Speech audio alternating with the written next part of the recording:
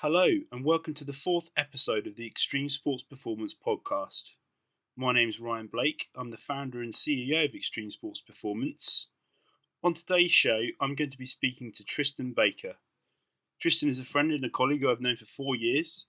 He's currently the head of performance at Go Perform in Reading, and also a lead tutor for strength conditioning education. In this episode, I'm going to be asking Tristan the questions I ask all my guests. Who he is, what he does, where has he come from, or what has he done along the way?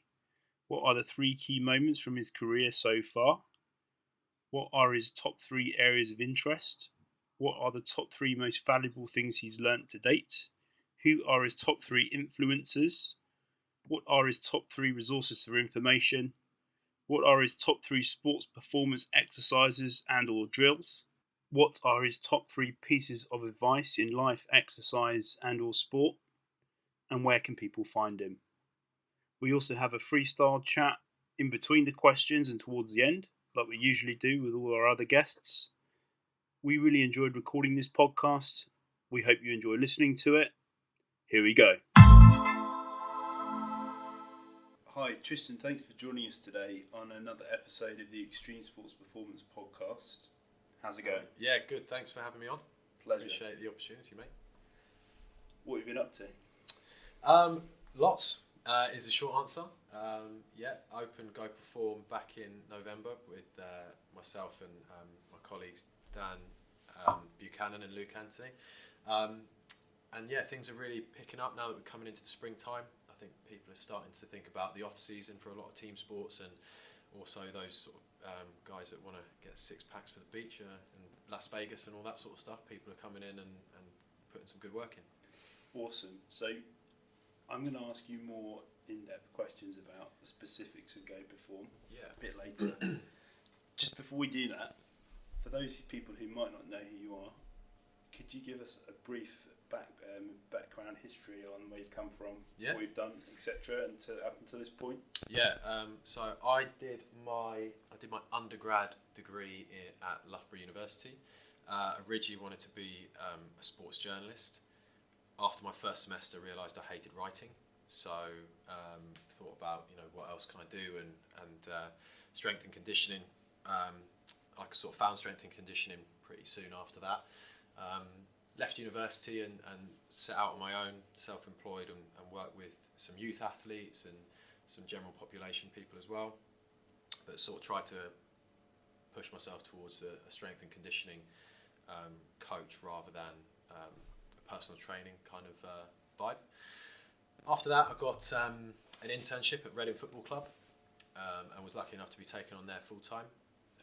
So I was there for 4 years.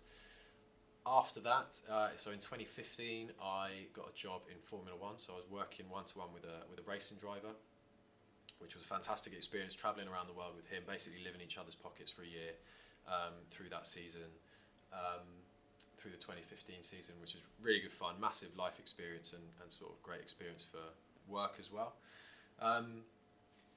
So we spent a season in Formula One, and then we spent a bit of time in the World Endurance Championships after that, which is a completely different kettle of fish to Formula One, completely different fitness requirements from the athlete, which is crazy to kind of go from one to the other in the space of a couple of months.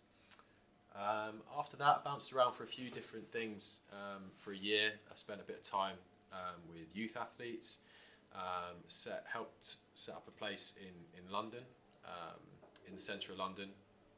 I was part of the staff there, and then Dan, and Luke as well, who I worked with at Reading, had a really good close working relationship with them. They gave me a call in June 2017, around that time, said that they had this idea for Go Perform, which is where we are now, and it was a no-brainer to come in. Awesome. Well, thanks for that little, I suppose, summary of where you've come from, what you've done. I think people find that interesting, just to know people's journeys, just to know people's experiences. Yeah, I think I'm still kind of young in the game, if that makes sense. I'm kind of there's always things that I want to learn and pick up from, and I've done a little bit, and hopefully work with many more people to come. So yeah. Awesome. Whilst we're on the subject, or we've arrived at the destination of Go Perform, and we're currently sat in one of the treatment rooms at Go Perform, which is pretty impressive. Just to have a whiz-bang tour by yourself. Could you give people a little bit more information about what the main purpose of the facility is about and how it works? Yeah, definitely. So we are a sports injury and human performance facility, and we're basically here to accommodate physiotherapy, soft tissue treatment, therapy, strength and conditioning, performance preparation, basically for any level of athlete, whether that's somebody who's competing at the top professional end, at the elite end, or even people who are coming off the street and have never been into the gym before, people who are coming back from injuries and want to work back to improve their performance that way. And we work not just on the athletic side of things, we work with people who, for example, we've got a lady who comes to see us who suffers from MS, and she uses our facilities here to basically improve her quality of life.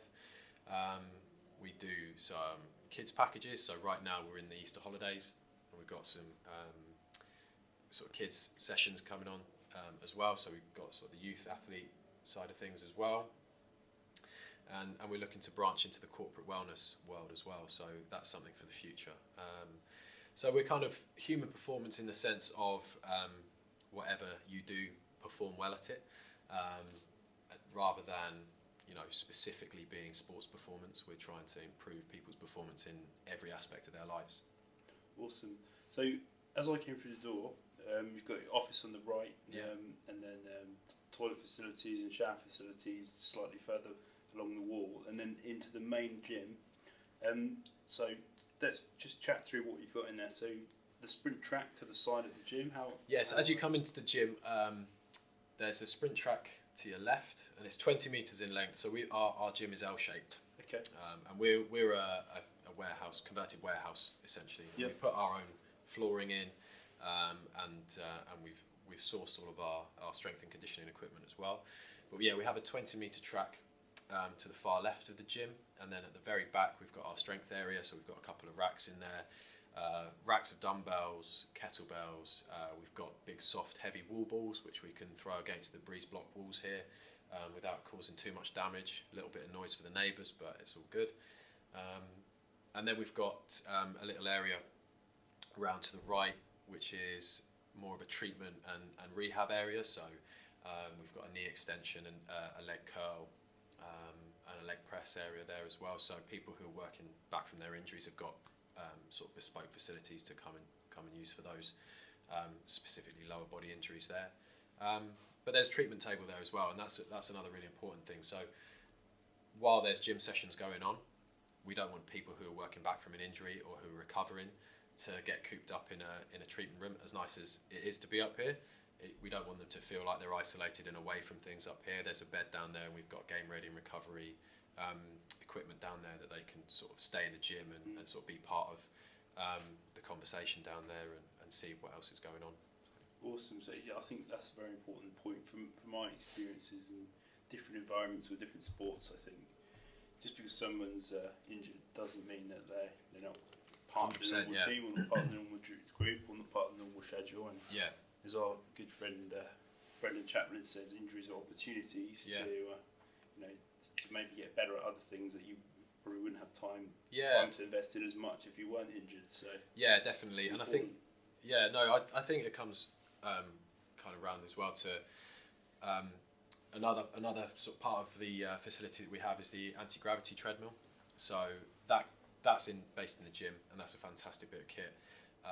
That's another big USP for us, and we get people moving at lower percentages of their body weight on that. So you can run at either 100% body weight on a normal treadmill, and what this does is you run on essentially a cushion of air at different percentages of body weight, right down to about 20% body weight if you're really struggling, and that just means that people who can't necessarily move particularly well for whatever reason, whether that's through injury or degenerative degenerative diseases. Yeah.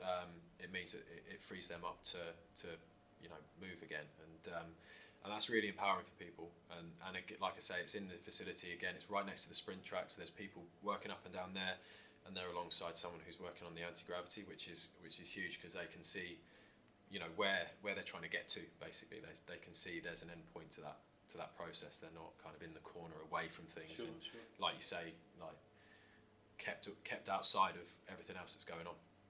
I also noticed, I think this is another USP that you have here, is a piece of equipment that allows you to train with less oxygen than normal. Yeah. The equipment, like, to almost mimic altitude Yeah, training. yeah, 100%. Yeah, so it's one of our more popular bits, actually, and I don't know how it works, but it does. Call it magic or whatever. But you switch the machine on. There's a series of pipes that come through to a mask, and we use that for either treadmill conditioning sessions or watt bike conditioning sextions.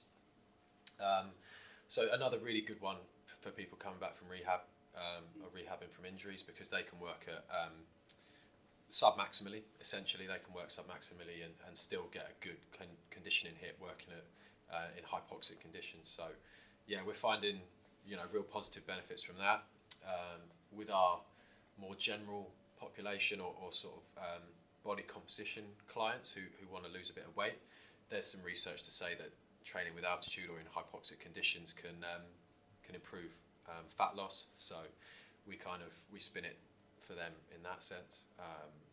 And yeah, like I say, it's one of our most popular things. I mean, we've only got 5 masks, so it just means that I'm constantly on the cycle of turning them around, sanitising them, and making sure they're clean and ready to go for the next person to come in. But that's really cool. I think having equipment like that available for anyone and everyone to use is brilliant, and it's something that you don't get very many places. Yeah. It's definitely the first place in the UK that I've known about that offers that service. Yeah, so the company that we bought the unit from, Sporting Edge, they make chambers. So they put chambers into football clubs and rugby clubs, but they also do these units which are individualised. So you can kind of just have a completely isolated.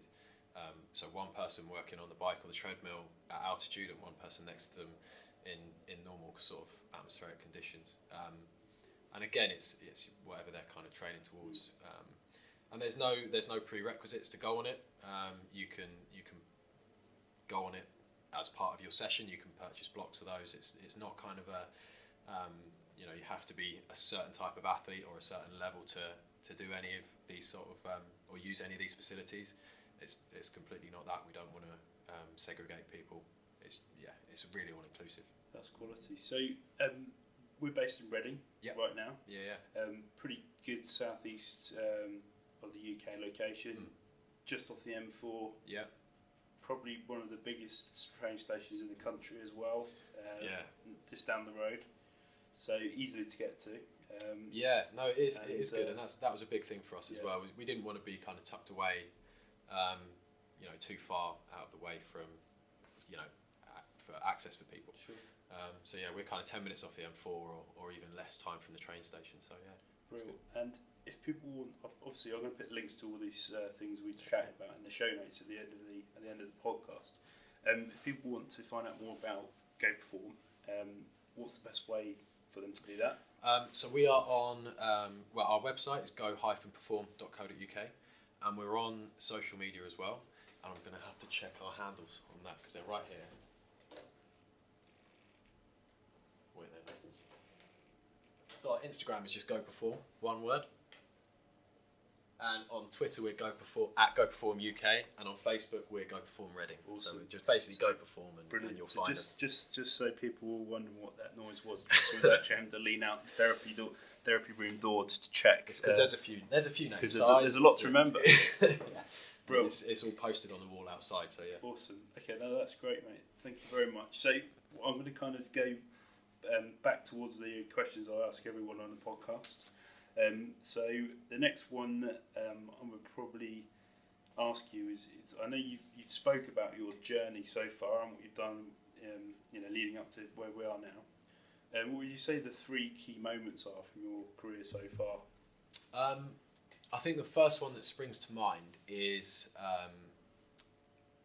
getting my first full-time S&C job, which was at Reading. So I did my internship there, and that was a kind of right place, right time scenario. I just happened to be at the club when the club got promoted. It'd be very wrong of me to say that they got promoted because I was there. It was the other way around, I think. I was there and the club went up, and I was lucky enough to be in that situation where there's more money comes into the club and you can get offered a full-time role. I think if that hadn't have happened, then I may have found myself drifting into another internship, and I genuinely don't know where I'd be now, based off that, basically, because you don't know. Almost a sliding doors moment. It could have gone in a completely different direction. So, like I say, that's sort of the first one that comes to mind. I think at the moment I'm almost at a place now where it's quite. It's difficult to say without hindsight, but this has a feel of it that's something different as well, something completely fresh that I've not worked in before. So I said to you downstairs, just working on the business side of things as well. That's a big one for me, and just having to think about not just improving people's performance, whatever that looks like, but thinking with a business mind as well is completely new to me. So yeah, there's two that come to mind. I'll let you know if a third one pops up. Yeah, no worries. I mean, I always like to keep three as a kind of easy to digest round number. But if there's two really main ones that spring to mind, that's great. If any more spring to mind, I would say one actually that comes to mind a little more would be not necessarily one single moment, but more. Process that happened, and that was again while I was at Reading at the football club, just working with. I worked a lot between on-field performance and late-stage rehab, and I worked a lot with a player who had extremely bad luck with injuries. He had a big ACL injury. It didn't reoccur, but it kept him out for a long time. He had knee swelling and all sorts of stuff, and that was a really good positive process for me to be a part of, because it was a challenge. And I think that influenced a lot of how I approach coaching people who are in a difficult place now. Awesome. and also kind of the rewards that you get out of that at the end of it. He came back and was made captain the following season, and had a really positive time after that. So that's another one that kind of comes to mind, I guess. Awesome. I was waiting for you to say when you met me and we started tutoring. That's on the other end of the spectrum, mate. Okay, it's something I try and forget. I have got to try and get that in somewhere. So, for those people who don't know, actually, I'm trying to think how long ago it was, mate. Actually, it was about 2 years ago, something like that. Ago. Yeah. So Tristan and I both tutored for strength and conditioning education, and we met, I suppose, about 2 years ago when we ended up tutoring a course together. So we've stayed in touch and kept shared each other's bad jokes. Yeah. Drunk too much coffee. Yeah. Etc. Everything. All the bad jokes tend to be fueled by good coffee. To be exactly. Fair. Yeah. Everything every strength and conditioning coach does. Yeah. Awesome. So just moving on then. So what would you say right now as a strength and conditioning coach? I'm not by trade, but I suppose almost now like a sports scientist or a sports performance coach. Is that fair to say? I'd say so, yeah. What would you say your three top areas of interest are for you personally as a professional? I think one right now that I'm kind of diving a bit deeper into, I'm listening to an audiobook at the moment called Thinking Fast and Slow by Kahneman. I think the surname of the author is. But it's quite a long listen. I'm about halfway through, but it's fascinating. It's really about the two systems of our mind, and the reactive thinking system, the one that initially reacts to situations, and also the slower thinking system that is a little more logical, but also a little lazier, that doesn't let the kind of instinct or just lets instinct take control of you. So it's I'm sort of reflecting a lot on that at the moment, and kind of thinking about going with your gut versus taking time to reflect on decisions and where that goes. And that's that's starting to, I think, play a little bit of a part in how I go about not just work but just kind of life and how you find yourself in different situations. So yeah, that's a big kind of point that I'm looking at in terms of strength and conditioning and actually areas of interest for myself at the moment. We've got there's a big endurance athlete population around Reading. So there's loads in fact, triathlete clubs. We've got a few people passing through here that are training for London Marathon. Had a gent training for Boston Marathon, which I think has just been. So a big part is sort of the strength and kind of physical preparation for endurance athletes. I've upskilled myself a fair bit in terms of looking at that, and it's not just a case of developing muscular endurance and these kind of traditional models that you might think about, or even just increase your running volume over the course of 6 months until you hit a marathon. What can you do to supplement what you do on the road essentially, or on the bike, or in the pool? So yeah, that's another thing that I've sort of been really keen to look at. And we touched on it already in terms of the altitude stuff as well. I've done a bit of reading around the effects of altitude training and what kind of dose response you might get because of that, or what's a good kind of area to work around. So yeah, a little bit into altitude training because it's becoming more and more popular here. It's just good to have that conversation with people and help them understand, why am I wearing this mask and absolutely blowing when I feel like I should be, I'm running at a speed that is dead easy and I'm absolutely blowing. So what's in it for me? Awesome. So yeah, something I ask myself. So I need to answer that question, basically. That's brilliant. No, they're great answers, mate. Thanks for sharing that. And I think it's always good to have things that you always are, I suppose, intrigued or passionate about, knowing more. Yeah. Because it does come across when you explain it to people, or people ask you about them. Like, you can tell if someone really is interested in something by the way that they respond, or they're just trying to pay lip service. No, I agree, and I think if I'm kind of trying to, and this might help with this book that I'm listening to, this Thinking Fast and Slow, but I call it a personality trait or whatever, but a lot of the time I kind of see something new or something interesting and I dive into that, so it could be to the detriment of something else that I'm currently on. So we could have this conversation in 6 months' time and I could give you 3 different answers. Hopefully that won't be the case, because I can build on stuff that I'm learning at the moment. But I think it's nice to sometimes not know the answer, isn't it? It gives you a bit of a fresh attack. It puts all out of a job if there was a perfect answer. Exactly. Cool. So without digressing too much, I'm going to keep, as you know, all these questions top 3s, but if you've got top 2s, that's fine. Cool. What would you say to date, with your experience in some very interesting fields in professional football, in Formula One, in the corporate training environments? What would you say the top 3 most valuable things you've learned are, as a strength and conditioning coach, or just as a person by being there? I think, like you said there, from going from football to Formula One, the biggest thing that I learned from that transition was the culture. Right. And now that I'm in a facility where we have a number of different athletes from different sports come through, culture is massive. So I think it was almost a steep learning curve when I went from football, where I was quite ingrained in the culture of that sport, and you spend a lot of time living, breathing it, and the competitive juices get flowing in terms of in a football environment, as they do in any sport. And then moving to Formula One, which is an individual sport, or at least the teams pretend it's a team sport, but the drivers think it's an individual sport. So depending on who you ask, but that shows you that just the difference in culture. And I think that took me something to kind of figure out was, this is worlds apart in terms of how you conduct yourself day to day. Sure.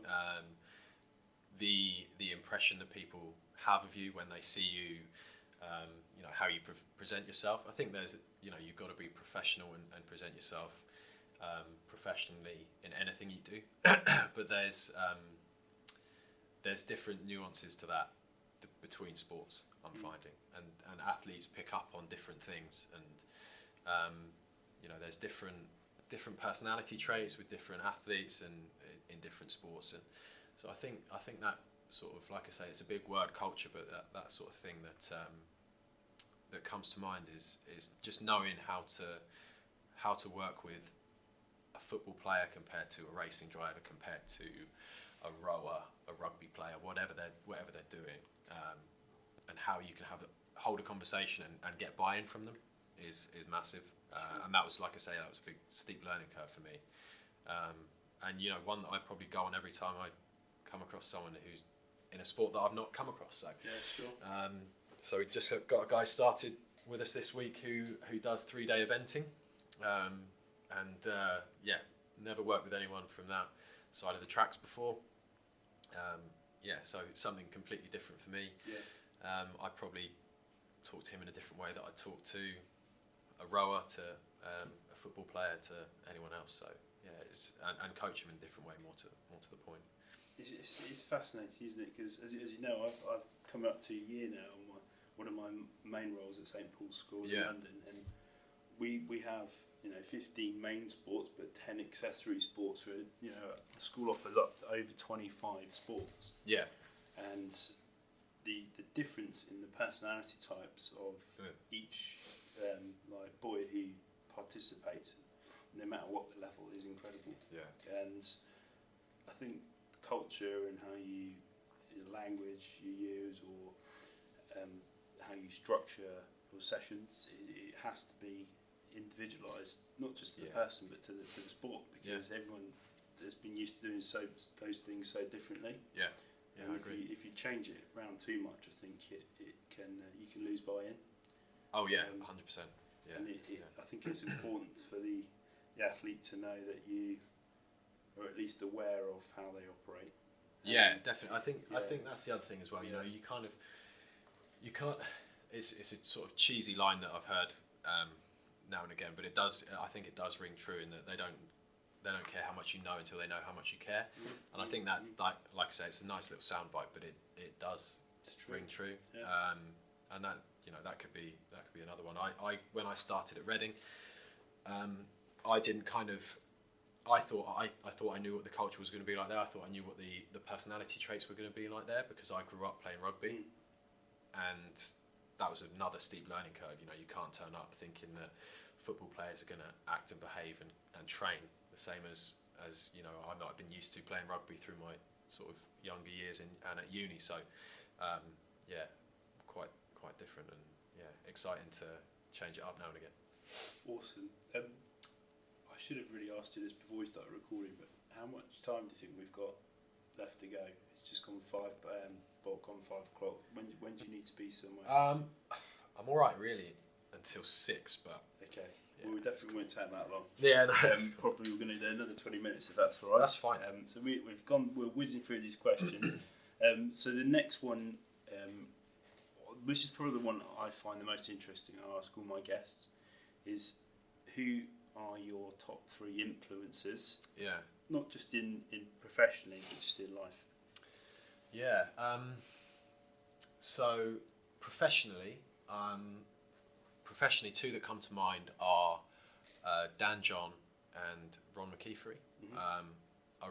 I've seen Dan John talk a couple of times, and I've read a bunch of his stuff, and that's the biggest thing that I get from him is the simplicity of it. If I'm ever kind of get overwhelmed with the amount of information that's in this industry and the opinions that are in this industry, it's good to kind of take it all back to something that's as simplistic as he can make it, and that's quite refreshing a lot of the time. So yeah, that's quite nice to kind of, like I say, keep yourself filtered, or keep what you hear filtered through something like that. I'd say Ron McKeefery's book, The CEO Strength Coach, was a big influence in terms of, I think a big, and again it's another sort of soundbite, but making the big time where you're at. I think that's kind of that's something that holds true to me, and basically never kind of looking too far into the future and saying, actually, I don't want to be here, I want to be there, and doing well and doing diligently by where you're at the moment, and what will be will be. If you do have ambitions of going elsewhere, then what will be, but there's nothing greater than pushing the current environment you're at to be the absolute best it can be. And I've kind of used that in other roles I've been in, and still try and use that kind of day to day as well.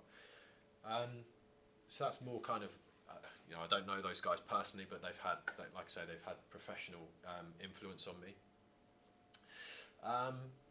I'd say as well, like Dan and Luke I've mentioned also earlier on, who set this up. I think on a day-to-day basis, like they've kind of taken a leap, and they've put a lot of their own money into this place, and so far it's paying off. But I think the positivity that they bring day to day is huge, and that kind of, you can't help but be inspired and influenced by that, because they come in and there could be any number of things going on in their life outside of go perform, but you wouldn't know about it. They come in here that doesn't affect them, come in delivering like world-class service to people, and you can only try and strive to be as positive and as kind of and on the same level as them. So yeah, those two guys are massive at the moment for me in terms of trying to push myself through the positivity and just bringing that to the table, and not letting things kind of weigh you down, and yeah, bringing it nice and 100% every day. It's great when you're surrounded by energetic and passionate people. Yeah. No matter where you are. Yeah, you feed off that. Whether it's work or just generally life. I mean, I look at all my, I suppose, influencers and friends, colleagues and friends now, and they all share the similar traits. They're all very passionate about what they do. They're all very energetic and willing to. I think the other thing is willing to help each other out. Yeah. And share knowledge. Yeah. With no catches. Yeah, I think, and that's something I always try and do. If there's any, like we've already mentioned, the courses that me and you run with S&C Education, and I'm never guarded about anything that I do. We've covered in this podcast that we do quite a lot, so often it's not something that can be fully discussed over a 5-minute conversation in a lunch break or a coffee or whatever. But I'm never guarded about what we do. I think anything that I do because I think it's good and I think it works. So I'm always happy to have a conversation about that. There's no point kind of being guarded about that or putting up walls, because at the end of the day we're all on the same team. We're all trying to get athletes or human beings to the next level and pushing on their performance. So yeah, I don't see the need in slowing that process down like unnecessarily. So I mean, that's what this podcast is all about, really. I mean, I've listened to lots of awesome podcasts, Ron's particularly, which is brilliant. Yeah, really good, yeah. And it's just, I don't think there's as many of these types of sports science, strength and conditioning, sports performance podcasts around in the UK. So yeah, the main reason for setting these up, I mean, this is episode number 4 now, which I'm in single figures. I know you're one of the founding originals. One of the originals, yeah. So it's great just to kind of share knowledge and get stuff out there, because time is precious, and if our listeners or my listeners are anything like us, then that's something they don't have enough of. Yeah. So to be able to whack this on the train or in the car or before bed and just listen to people chew their fat, I think it's nice because it confirms thoughts, also, as we said earlier, that people think they have but might question. Yeah. And I get that from podcasts myself, and even having conversations with you and Brendan and everyone else that's part of our kind of network of people, or even talking to athletes that you train.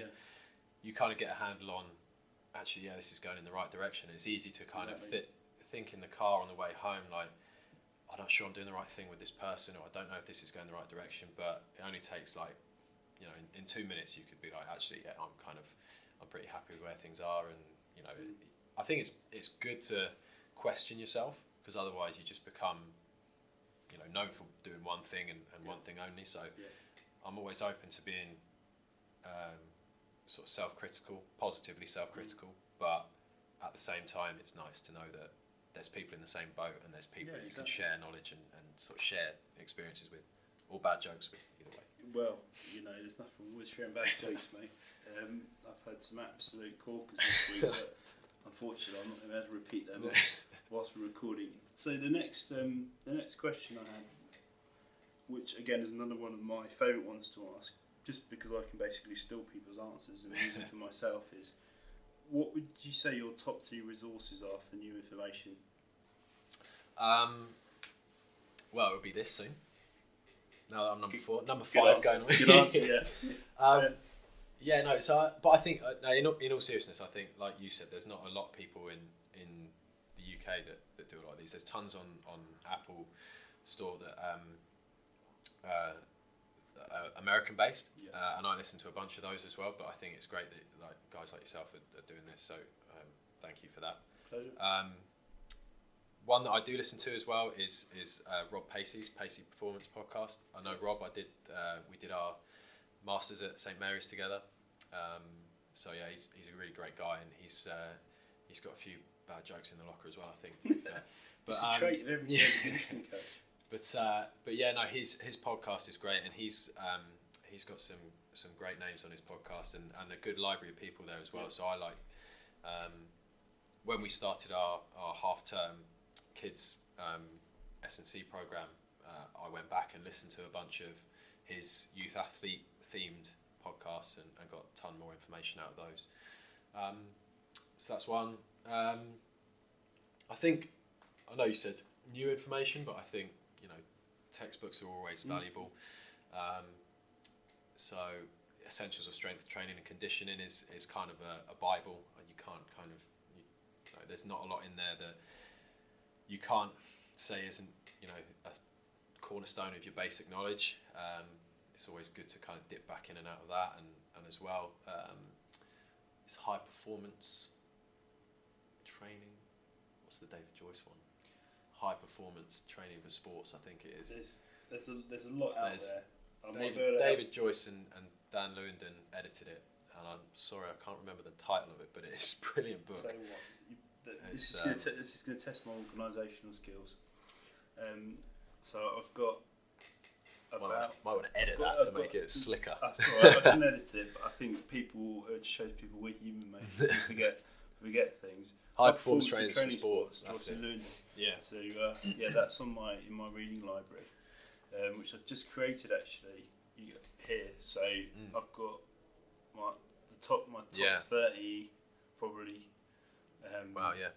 S&C sports science textbooks, and also my top 8 articles, S&C articles. Yeah. So loads to read, not enough time to read it, unfortunately. Yeah, but no, that is a brilliant book. I used that a lot when I was at uni, and it's brilliant. Quite easy to digest as well. Yeah. And it's put together by a bunch of really relevant and current practitioners in the field and in like high-end sports. So yeah, it's great to hear like kind of their thoughts on a lot of things. I'd say the third one is on Twitter I follow Jan Lemmer, who puts out the infographics. Brilliant practitioner. And a lot of the stuff he does is about it's quite recent journal articles, really easy to digest. You can get a good idea about a training study or some kind of intervention and the kind of upshots of all of that, just with a 5-minute look over a coffee break or whatever that is. So yeah, that's probably the third, and I use that. I come across him on Twitter quite a lot and actively look at all the stuff he does. I think the ability to save yourself time that you can't afford to read an entire research study. Yeah. By either you're looking at an infographic. I use a lot of strength and conditioning research. A lot as well. Yeah. Fantastic. And it's not it's not being lazy because you don't want to read the whole study, but to read a whole study from cover to cover is a good hour. Yeah. And when you are busy, very busy, in work and life, it's just not possible. Yeah. Reading infographics or I suppose research snippets, you can probably cover 5 or 6 in an hour. Yeah. It usually take you 5 or 6 hours to cover otherwise. Yeah. So No, I totally agree. I think that might upset some people. Yeah. I think those people it might upset aren't people who probably people got a lot of time free. Yeah, possibly. Yeah. But I think what Jan Lemur's doing is fantastic in terms of like you say, just being time efficient and getting an idea for it. And if it's something that might pique your interest on it, then I think on his website he does links to the full article, so you can dive a bit deeper into it if it's something that you want to go further with. But that's something I've started doing in putting out an Extreme Sports Performance monthly newsletter. So I'll pick my top 3, purely on a selfish basis, what I consider to be the top 3, but most relevant or recent sports strength and conditioning studies with like snippets, but then also links to the full article as well. It's just good to know what's out there, brilliant. What's changing, what's new. So we're nearly there. So last 3 questions I would say would be, what are your, and this can be completely biased or to you, your preferences, or what you feel that you use the most, top 3 sports performance exercises and drills you use with clients or athletes. You can answer that as ones you've always used the most, or ones you're using the most now. One I'm using a lot now, or I have. Well, I guess it has kind of developed more and more as I've gone through different roles. But I'm a bit of a stickler for posture, and whether that's the fact that someone's sat in a desk all day, or if they need to deliver good posture through sprinting, performing their sport, whatever that looks like. And my kind of logic for that is that forces work in straight lines. So if we're in bad postures and producing bad shapes, when the going gets tough, and if we're lifting heavy, we're under high intensity speed, whatever that might look like, then that's only going to end in disaster. So I'm a bit of a stickler for that, and I use a bunch of different marching and running drills to improve that. Whether they compete or work in a static environment, so powerlifters who don't need to run to perform in their sport, for example, I still might get them to do some kind of marching derivative, just because it challenges them differently and it gets them thinking about their kind of postural correctness and things like that. So that's always something that I use quite a lot of. One exercise itself, I always say this to my athletes and clients, my kind of desert island exercise that I couldn't live without, would be overhead squat. I'm a big fan of. I think it's just again it comes back, I guess, to posture and being strong through the posterior chain and maintaining that integrity. But it's just a really good challenging exercise that checks a lot of egos, because you can't. Well, if you can lift heavy in that, then you're exceptionally strong. Doesn't have to be heavy to be hard, does it? Exactly. So that's another one. That's 2, isn't it? What's the 3rd one? I think anything. What about conditioning based? Conditioning based, yeah. So using and it's not really. Again, this isn't really a kind of drill in and of itself, but using max aerobic speed or velocity at VO2 max as a guideline, and I've listened to Dan Baker talk and stuff, and I think he gets a little bit agitated if people say that you are specifically a max aerobic speed guy or this, that, or the other. But no, I sort of see where he's coming from when he says that it's a measure. It's like a 1 RM. It's your 100%, and if you work over that, you're into your anaerobic kind of energy pathways, and under that you're obviously working aerobically. So I use that in different kind of environments, and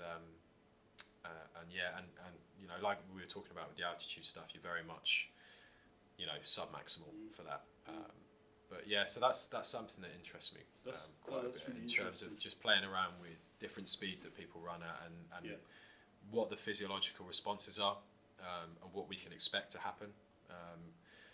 There's always, every plan is as good as, only as good as it is on paper, and then when it actually comes to fruition, then you get to see what happens. So I think using that, you get a better sense of, like I say, the physiological responses.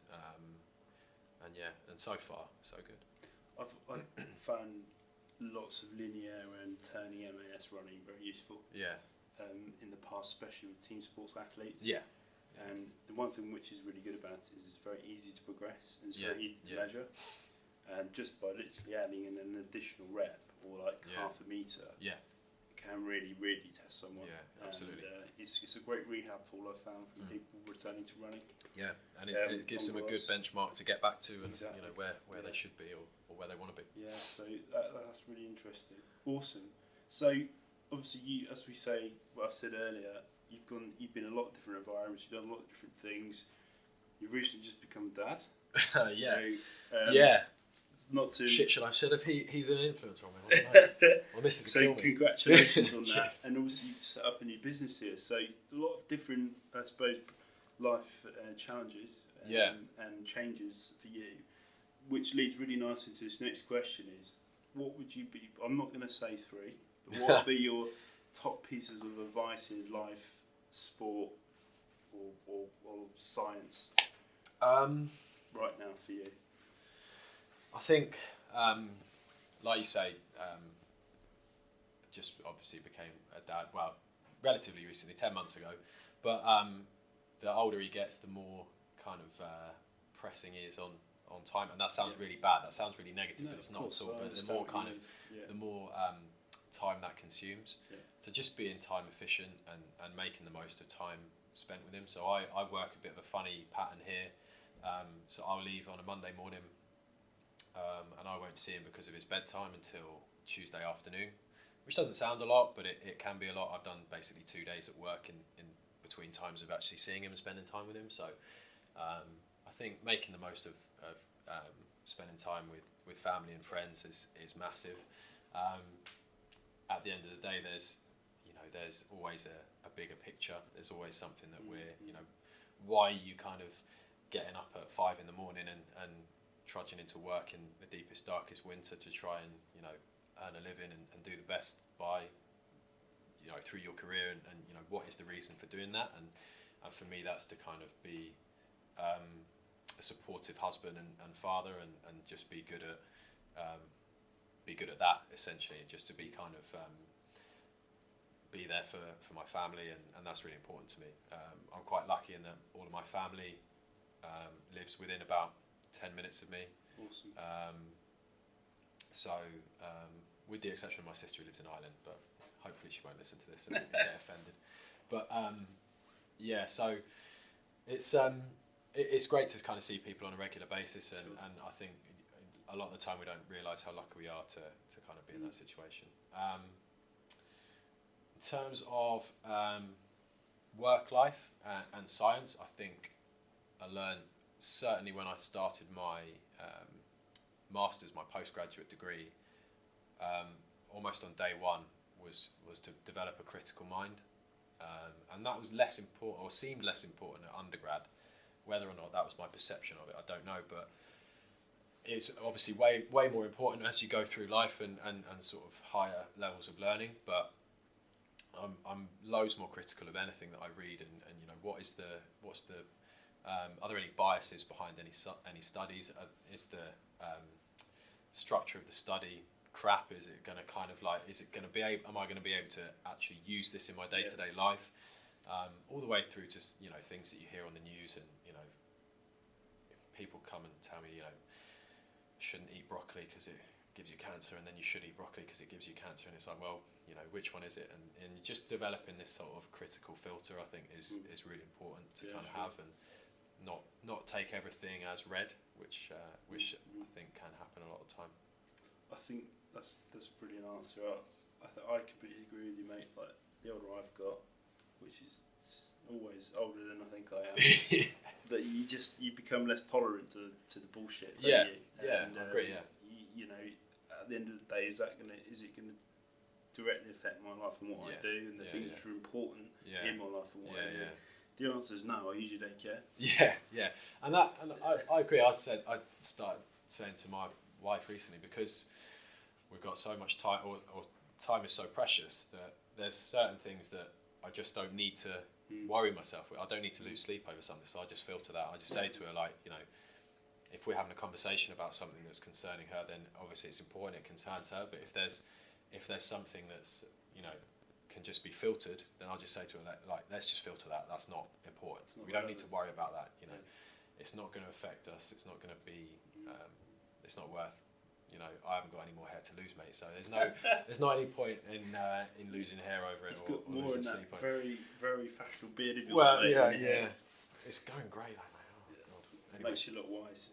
So awesome. So just finally, what have you got coming up in the next month? Any big events? So a big one for us at the moment is looking towards the off season. There's a lot of team sports coming into their off season, and we're pushing for getting a bunch of fresh faces down here, and helping those guys out. You know, it's not somewhere that we get somebody in the door and then, you know, they're our person for you know, the rest of their lives. If we can help somebody out that lives nearby but plays at a club on the other side of the country, then we'll spend 6 weeks working with them the best we can and get them to a good place to go on to the next one. So that's the big one coming up on my side of things anyway, in terms of performance.